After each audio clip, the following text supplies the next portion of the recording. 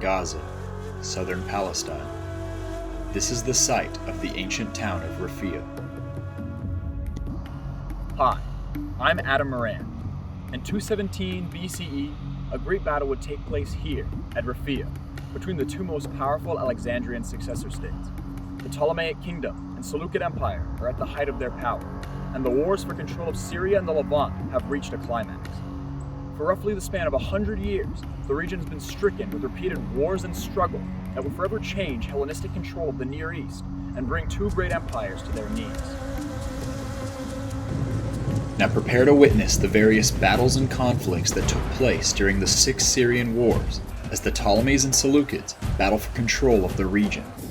See the vast numbers of soldiers, their formations, and the context and history of the engagements, now on Decisive Eras.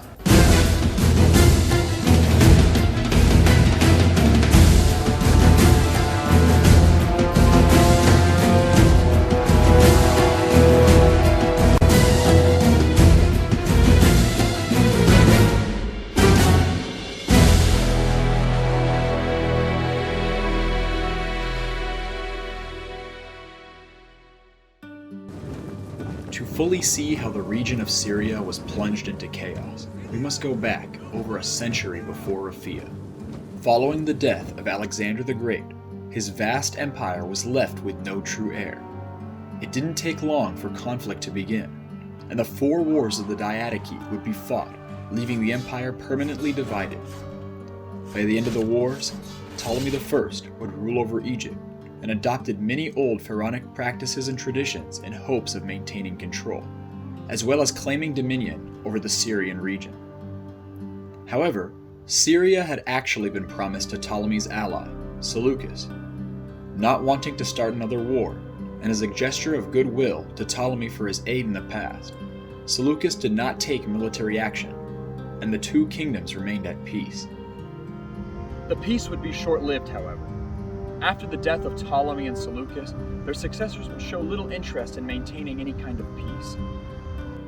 Less than 3 decades later, the new ruler of the Seleucid Empire, Antiochus I, was keen on expanding his territory into Syria and Anatolia. Ptolemy II, however, stood in his way. He had proved to be a powerful leader, as well as a skilled general, and was prepared to defend his territory. Thus began the First Syrian War in 274 BCE. The Seleucids found initial success by quickly conquering land along the coast of Syria and Anatolia. The Ptolemies had been taken off guard. However, Ptolemy II was quick to respond. Due to a combination of diplomacy and skilled tactics, he was able to retake all lost territories, as well as expand deeper into Seleucid Anatolia by 271 BCE. The Seleucids were forced to make peace to prevent further territorial losses. However, while the war in Syria and Anatolia had gone well for Ptolemy II, issues domestically began to emerge. During the war, Ptolemy's half-brother, Magas, had declared Cyrenaica independent and would remain a thorn in the Ptolemaic kingdom's side for 2 decades. Unfortunately for Ptolemy II, he was unable to quickly respond to this large-scale revolt in Libya. Only 10 years after the first conflict, the Seleucid Empire had a new ruler and was already preparing for its next campaign. Antiochus I's successor, Antiochus II, was intent on regaining the lands his father had lost. He allied his empire with another successor kingdom, Antigonid Macedon, to defeat the still-ruling Ptolemy II in 261 BCE. The Seleucid Empire would quickly gain the upper hand. In the first year of the war, an Antigonid fleet would meet the Ptolemies at the Battle of Kos, where they would win a great victory. The Seleucids were able to quickly and severely weaken Egypt's navy, as well as gain large amounts of land. Eventually, Macedon had to withdraw its military support in an effort to deal with rebellions and frontier incursions back home, which may have been instigated by Ptolemy II to weaken the strength of the invaders. This strategy seemed to work, at least somewhat, as in 253 BCE, Antiochus II married Ptolemy II's daughter, Berenice Syro, ending the Second Syrian War. With peace restored, Ptolemy quickly looked to deal with Cyrenaica. which he reabsorbed into the Ptolemaic kingdom in 250 BCE. Not long after, however, in 246 BCE, Ptolemy II's reign would come to an end. Soon afterward, both Antiochus II and Ptolemy II would die in 246 BCE, which would be the impetus for the Third Syrian War. Antiochus II's death left a power struggle between two contenders, his previous wife, Laodice, who may have actually poisoned Antiochus, and his current wife, Berenice Syra, the daughter of Ptolemy II. While the two struggled to put their respective sons on the throne, Berenice would request aid from her brother, the new Ptolemaic king, Ptolemy III. Sensing an opportunity, Ptolemy III marched to Antioch. However, when he arrived, he would find that Laodice had already assassinated Berenice and her son. Laodice now placed her son on the throne and crowned him Seleucus II. This deeply angered Ptolemy III, who declared war on Seleucus in 246 BCE. The tables had turned, as now the Seleucids were on the defensive. Unprepared for a large war, Seleucus II's forces faced many setbacks, as Ptolemy III successfully campaigned into Syria. Ptolemaic forces were also aided by the leadership of a ruthless Spartan mercenary named Xanthippus, who had been hired by Ptolemy III. The Seleucid Empire seemed to be on the brink of collapse, as they lost territory across Syria and Anatolia. By the end of the war's first year, Ptolemaic forces would capture the Seleucid capital of Antioch. To make matters worse, Ptolemy III was already marching towards Babylon, which he would capture by 246 BCE, leading to a Parthian revolt against the Seleucids. Seleucus II set out to rectify the situation. In 245 BCE, Seleucid forces would drive out Ptolemy and recapture Babylon. Ptolemy III would face a major setback when Antigonid Macedon entered the war on the side of the Seleucids. At the Battle of Andros in 245 BCE, the Antigonid fleet would defeat the numerically superior Ptolemaic fleet in another large naval battle. The Antigonids would now gain control of the Cyclades Islands. However, as the balance of power seemed to be shifting towards Seleucus II, he would face a major internal crisis. At the request of his mother, Seleucus had granted control of Anatolia to his brother, Antiochus Hyrax. Hyrax would promptly revolt against his brother, undermining Seleucus' war effort against Ptolemy III for the next 3 years. With the situation degrading, Seleucus II sued for peace in 241 BCE, and granted even more land to Ptolemy III as part of the agreement. The Ptolemaic kingdom, led by Ptolemy III, was now at the peak of their power and influence. After around 2 decades, the throne of the Seleucid Empire eventually passed to Antiochus III in 223 BCE, who sought to reclaim all lost imperial territory that had been held since Seleucus I. In 221 BCE, Antiochus would re-establish Seleucid control of Media and Persia, which had been in revolt. With the rebellion crushed, he now turned his eyes to Syria and Egypt. The Ptolemaic kingdom had been weakened after the death of Ptolemy III. A power struggle resulted in the death of the Queen Mother Berenice II, and the Ptolemaic court placed Ptolemy IV on the throne and sought to control the young ruler. Antiochus III saw this as the perfect opportunity, and after being delayed for 2 years, finally began his campaign into Syria in 219 BCE, starting the Fourth Syrian War. He would quickly capture the port of Antioch, as well as Phoenicia and Tyre. However, Antiochus III chose to consolidate his forces and territorial gains rather than promptly invade Egypt. This bought time for the Ptolemies, who began to prepare a large army as well. In 217 BCE, the long-delayed battle came to a head as Ptolemy IV marched his army to meet Antiochus III on the sandy plain of Rafia. In 217 BCE, Ptolemy IV and Antiochus III would face off at Rafia in the largest Hellenistic battle since Ipsus nearly 80 years before. Close to 150,000 men would fight to decide who would control Syria-Palestine. Ptolemy IV commanded roughly 75,000 men, including 5,000 cavalry, 70,000 infantry, over half of which were trained in the Macedonian phalanx, and 73 war elephants. Antiochus III led an army of similar size at 68,000 men, including 6,000 cavalry, 62,000 infantry, and 102 elephants. The two armies deployed their troops similarly and faced off against each other. Phalanx infantry was concentrated primarily in the center, with the war elephants and skirmishers positioned in front of the infantry on either flank. Both sides split their cavalry and placed them on the wings of their army. Ptolemy would command from his left wing, and Antiochus would command from his right. Both sides charged both flanks of their elephants. However, the larger Seleucid Indian elephants sent the smaller Ptolemaic African elephants into a panic. As they retreated, they caused disorder in the Ptolemaic ranks. Antiochus III led his right-wing cavalry into the Ptolemaic left wing, which were overwhelmed, forcing the Ptolemaic left back. The two armies' phalanxes now collided in full battle. Ptolemy IV would ride to the center of his phalanx to encourage his men in the attack. Fortunately for the Ptolemies, the Seleucid elephants on the left flank refused to advance, perhaps scared by the noise of battle. Taking advantage of this weakness, the Ptolemaic cavalry moved around the elephants, attacking the Seleucid flank. The Ptolemaic phalanx now drove back the Seleucid phalanx, which began to retreat. At the same time, Antiochus III chased the retreating troops on the Ptolemaic left, believing he had won the battle, and the Ptolemaic army was in full retreat. Antiochus III would soon realize his mistake. He attempted to lead his cavalry back around to attack the Ptolemaic rear, but it was too late, and the battle had ended.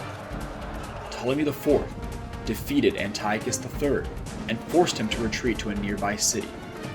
While Antiochus III hoped to regroup for another attack, his troops refused, and so he was forced to call a truce with Ptolemy. The Battle of Rafia, the largest battle of the Syrian wars, was won for the Ptolemaic kingdom by Ptolemy IV. Thus ended the Fourth Syrian War. The Ptolemies would win a stunning victory over the Seleucids and cause massive casualties. Antiochus III had been dealt a major setback, and Syria-Palestine would fall into Ptolemaic hands.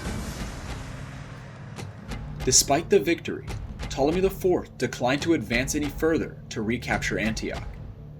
The Ptolemaic kingdom continued to weaken as they faced economic issues and rebellion. Eventually, this culminated in a large nativist Egyptian revolt. Emboldened by their performance at Rafia and their level of training, Upper Egypt fell back into native hands for the first time in centuries. The native pharaoh, Horwennefer, captured Thebes in the last years of Ptolemy IV's reign in 205 BCE. The next year, Ptolemy IV would die, leading to a long and bloody fight for who would gain regency over his successor, Ptolemy V, who was only a child. With the native Egyptians threatening their borders, and regency switching hands constantly, the Ptolemaic state was near anarchy. At long last, Antiochus III had his chance.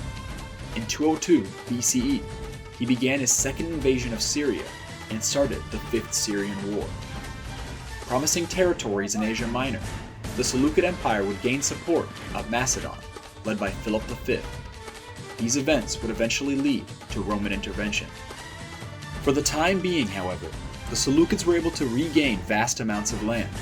Despite being halted at Gaza once again, Antiochus III would deliver a crushing blow to the Ptolemies at the Battle of Pania, near the River Jordan.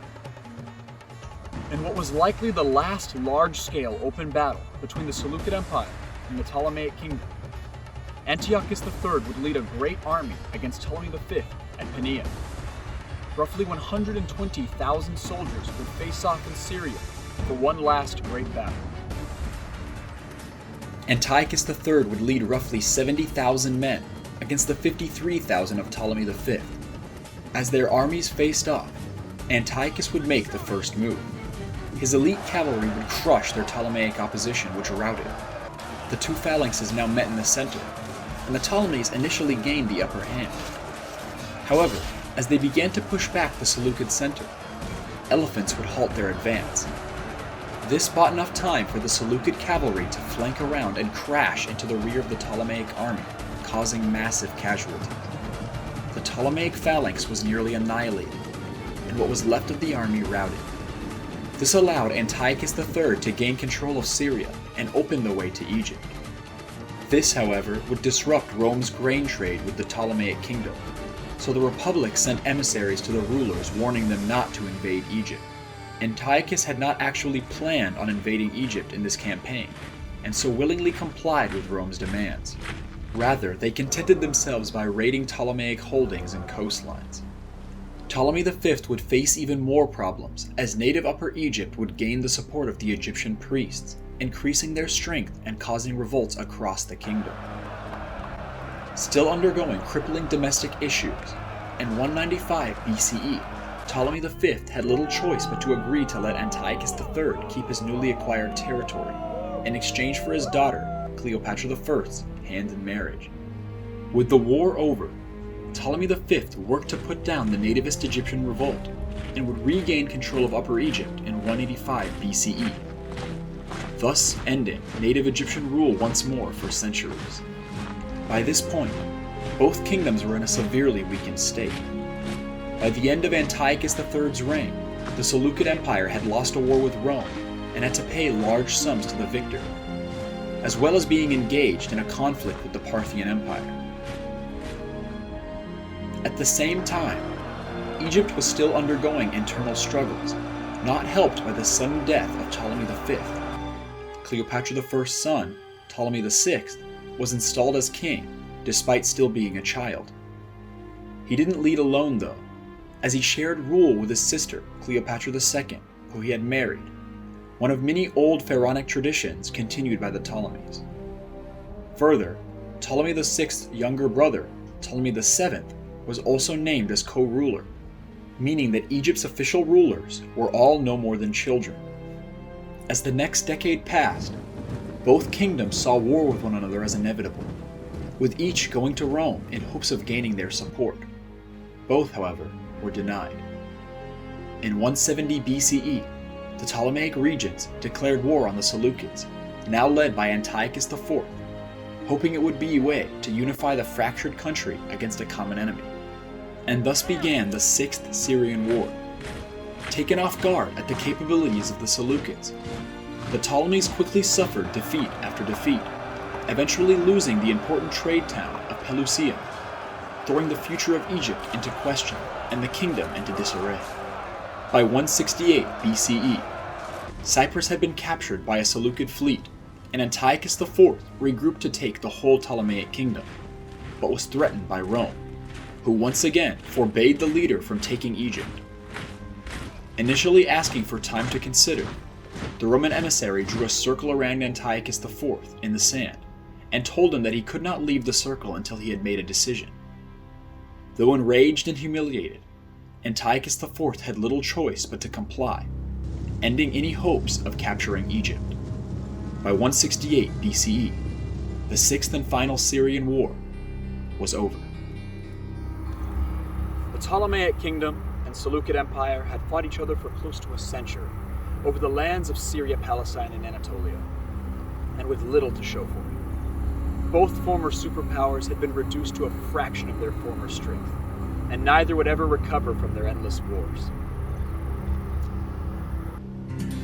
Both kingdoms would continue to fight each other in future conflicts, and by the end of a long string of wars, both combatants were severely weakened and susceptible to attack. The Six Syrian Wars had left the two largest Hellenistic kingdoms as a shell of their once great power. Their deterioration was so great that not long after, the Seleucid Empire would collapse entirely, leaving Ptolemaic Egypt as the last successor kingdom, before Egypt's eventual integration into the new power of Rome.